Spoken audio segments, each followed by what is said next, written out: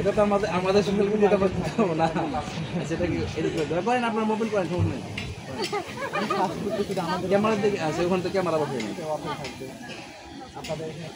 1.5 minute পর 1.5 minute হচ্ছে না তো ম্যাম? আমাদের একটা অ্যাডের জন্য করতেছি, গান আগুন দিল তো, ওই জন্য গানটা আমাদের সাথে আবার ভালো দিই। এক মিনিট, আমি কি আসি?